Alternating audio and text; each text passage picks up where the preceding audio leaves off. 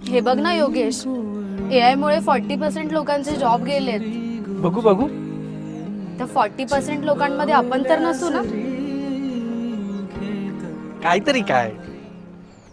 मी तर असं ऐकलं, AI 2 सेकंदात लोगो बनवतो आणि मला लागतात 2 तास आणि 1 ब्रेक.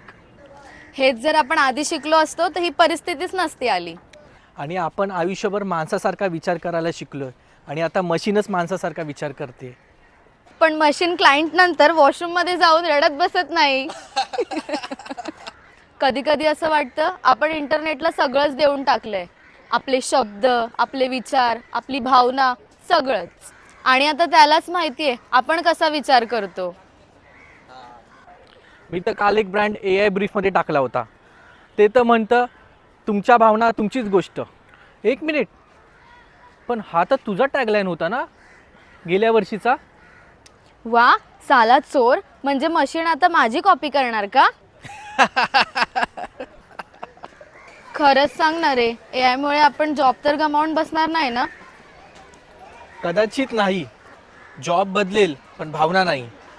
कोणीतरी या AI ला चांगलाच धडा शिकवेल. पण जर हा एआय भावना शिकला तर? तर AI ला आपण शिकवू जॉब गमवायची भीती काय असते ते. पण तुला माहितीये एआय काय नाही करू शकत. काय? असं मित्रांसारखा काळजी नाही करू शकत. कदाचित ही आपली शेवटची स्किल आहे.